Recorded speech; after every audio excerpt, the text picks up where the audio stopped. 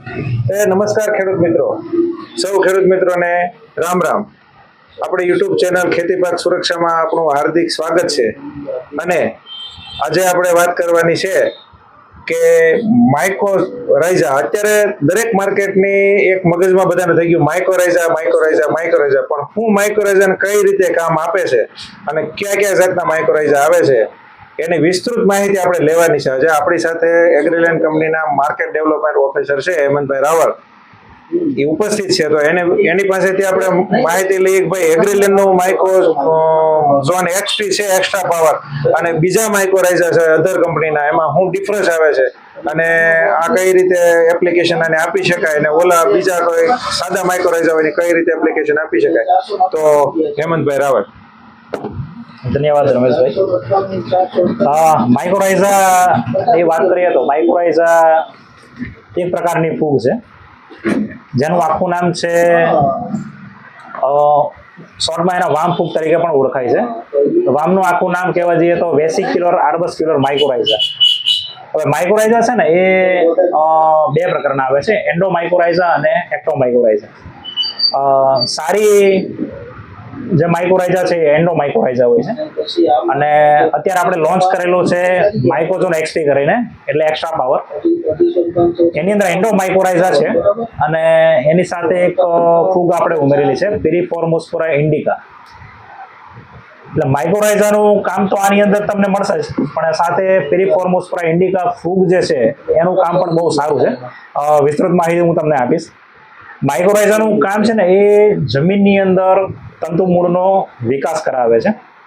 એના તંતુમૂળ છે ને પાકના 1 મીટર સુધી લંબાવે છે, અને જમીનની અંદર જે અલભ્ય સ્વરૂપની અંદર પડેલા તત્વો છે, ખાસ કરીને ફોસ્ફરસ છે, પોટાશ છે, આવા તત્વોને લભ્ય બનાવીને છોડની મૂળ સુધી પહોંચાડવાનું કામ કરે છે. આ સિવાય જમીનની અંદર ભેજ સંગ્રહ શક્તિ રાખવાનું કામ કરે છે. આ સિવાય જૈવિક અજૈવિક પરવોળીઓની સામે પાકને રક્ષણ આપે છે. ફોસ્ફરસ ખાતર છે એની અંદર ઘટાડો કરાવડાવે છે, જેનાથી ખેતી ખર્ચ ઘટે છે, અને જમીનની અંદર જે ફોસ્ફરસ પોટાશ છે એને લભ્ય બનાવીને છોડને અપાવે છે. જમીનની ફળદ્રુપતામાં વધારો કરે છે, એટલે છેલ્લે ઉત્પાદનની અંદર સારામાં સારા તમને પરિણામ મળે છે. ઉત્પાદન વધે છે અને ગુણવત્તાસભર ઉત્પાદન વધે છે. હવે આની જોડે જે બીજી ફૂગ છે પિરિફોર્મોસ્પોરા ઇન્ડિકા, આ જે ફૂગ છે એ પાકની અંદર ઇમ્યુનિટી ડેવલપ કરવાનું કામ કરે છે, કે કોઈ પણ જે પાક છે એને બાહ્ય વાતાવરણ છે કે અચાનક 3-4 દિવસ વરસાદ રહ્યો હોય, 3-4 દિવસ પછી અચાનક જો તડકી નીકળે તો પાક છે એ મુજાઈ જાય છે અને એની અંદર સુકારો ચાલુ થઈ જતો હોય. એવા પરિબળોની સામે આ રક્ષણ આપે છે. આ સિવાય રોગની સામે પણ રક્ષણ આપે છે. આ રીતનું કામ છે. માઇક્રોરાઇઝા અત્યારે જે લોન્ચ કરેલું છે આપણે માઇક્રોઝોન એક્સટી, એ 1 એકરની અંદર 250 ગ્રામ પ્રમાણે જમીનની અંદર આપવાનું છે.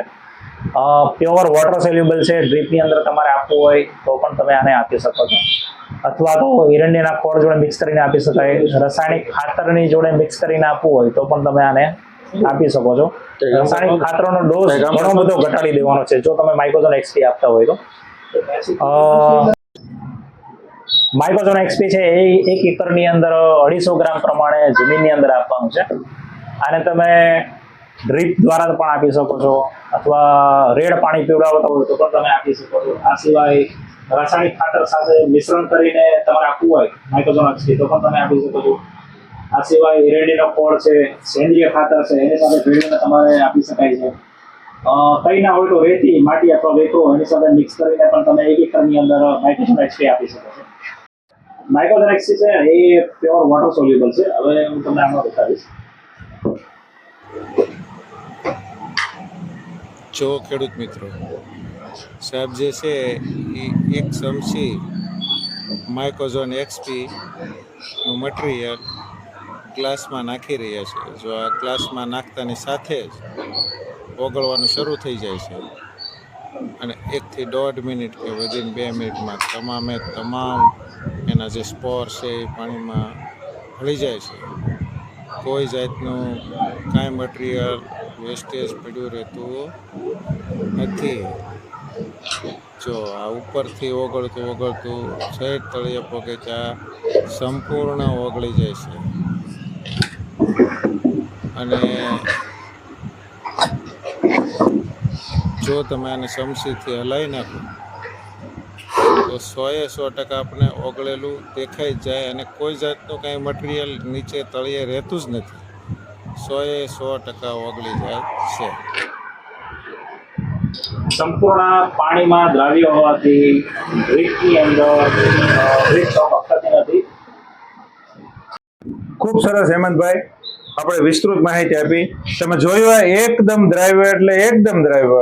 મેં કદાચ અત્યાર સુધી ઇન્ડસ્ટ્રીમાં આવું માઇક્રોરેઝા કોઈને જોયું નથી કે ભાઈ એક કણે હેઠે ન પડ્યો એમ, એક કણ પણ તમને જોવા ના મળે. બીજા નંબરમાં આનો ફાયદો એ છે કે સાહેબે સમજાવ્યું આપણે કે ભાઈ રાસાયણિક ખાતર સાથે નાખી શકાય છે અને 100% દ્રાવ્ય છે એટલે ડ્રીપમાં પણ સુપર પાવરનું કામ છે. દરેક આપણા મેઇન તત્વો એનપીકે હોય કે બીજા કોઈ માઇક્રોન્યુટ્રન હોય, આપણે ઝીંક, બોરોન, મેંગેનીઝ, મોલિબ્ડેનમ, ફેરસ, પછી સલ્ફર વગેરે જે ગૌણ તત્વો હોય આપણે હકીકતમાં જમીનમાં આપણે આપેલા જ છે. આપણે ટન મોઢે યુરિયા આપીએ છીએ, ટન મોઢે ડીએપી આપીએ છીએ, સલ્ફર આપીએ છીએ. બધા જ ખાતરો આપણી જમીનમાં મોટા ભાગે પડેલા જ છે, પણ અલભ્ય સ્વરૂપમાં એ દ્રાવ્ય રૂપાંતરિત થઈ જાય અને આપણો છોડ એને લઈ શકતો નથી. દાખલા તરીકે હું આપણી દેશી ભાષામાં તમને સમજાવું ખેડૂત મિત્રો કે ભાઈ ઘઉં હોય કે ઘઉંનો લોટ હોય એ આપણે ખાઈ શકતા નથી. એને લભ્ય સ્વરૂપમાં આપણે રોટલી બનાવવા પડે. રોટલી બને પછી આપણે એને ખાઈ શકીએ છીએ. તો સાહેબનું કહેવાનું એવું છે કે આમાં જે આપણે જમીનમાં જે ઘઉંનો લોટ ને ઘઉં આખા ઘઉં પડેલા જ છે, તો એને દળી લોટ બનાવીને લોટમાંથી રોટલી બનાવવાનું કામ આ માઇક્રોઝોન એક્સપી કરે છે. બરોબર, એટલે બધા તત્વો આપણી જમીનમાં પડેલા હોય એ મીટર 2 મીટર જેવો પાક ત્યાંથી ખેંચી લાવી એને છોડને પોગાડવાનું કામ કરે. એટલે તમારે કોઈ હેવી ઉત્પાદન આપતા પાકો હોય, દાખલા તરીકે કેળ હોય, ડુંગળી હોય, આંબા હોય, અથવા તો તમારે કોઈ ક્રોપ હોય, મગફળી હોય, કપાસ હોય, કોઈ વેજીટેબલના કોઈ પણ ક્રોપ હોય, તરબૂચ હોય, આ બધા પાકને ખૂબ પોષક તત્વોની જરૂર પડતી હોય છે અને આપણે પોષક તત્વો નાખ કરીએ છીએ, પણ હકીકતમાં આપણો છોડ એ બધા લઈ શકતો નથી. તો લભ્ય સ્વરૂપમાં લઈ અને એને છોડને ઠેઠ ઉપર સુધી મળી જાય એ ખૂબ મહત્વની કડી છે અને એ કડી છે એ માઇક્રોઝોન એક્સપી આપણું કરે છે. એટલે આપણે આ માઇક્રોઝોન એક્સપી વાપરવાનું છે. તમે કદાચ ડ્રીપ ન નાખી હોય તો તમે કોઈ પણ ખાતર નાખતા હોય, સા બાંધતા હોય, સા આપણે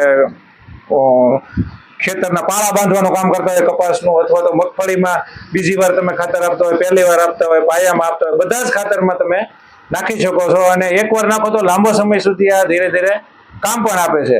એટલે ખૂબ સરસ આ જાતની ટેકનોલોજી છે, વોટર સોલ્યુબલ છે અને દરેક ખેડૂત મિત્રોને આપણા પાક આ વસ્તુ એવી છે કે દરેક પાકમાં આપણને નાખી શકાય છે અને સરળતાથી નાખી શકાય છે. નકર ઘણી આપણે આયુર્વેદિક આપણે ઓર્ગેનિક દવા જે આવે છે એ આપણે રાસાયણિક ખાતર જોડે નાખી શકતા નથી, પણ આ 100% નાખી શકાય છે. 100% ઓર્ગેનિક છે. ઓર્ગેનિક ખેતી કરતા હોય એને પણ કામનું છે અને રાસાયણિક ખેતી કરતા હોય એને પણ નાખી શકાય છે. એટલે ખેડૂત મિત્રો આ પ્રોડક્ટ વાપરવાથી વધારેમાં વધારે આપણને ફાયદો થાય એમ છે. અને બાકી ખેડૂત મિત્રો કહેવાનું એ છે કે આપણે કોઈ ચેનલમાં સબસ્ક્રાઇબ કરવાનું બાકી હોય તો એ સબસ્ક્રાઇબ આપણે 100% કરવાનું છે અને તમારા ખેડૂત મિત્રો જે છે ખેતી કરતા હોય, સગાવાલા હોય, એને આવા મહત્વના જે વિડીયો હોય ખાસ શેર કરવાના છે. એટલે એને પણ નવી નવી આઈટમ આવી હોય અને આપણા લાભની હોય એ બધી માહિતી એને મળી રહે. તો સર્વ ખેડૂત મિત્રોને બાપા સીતારામ અને આપણે કોમેન્ટમાં લખવાનું છે બધાએ જય જવાન જય કિસાન.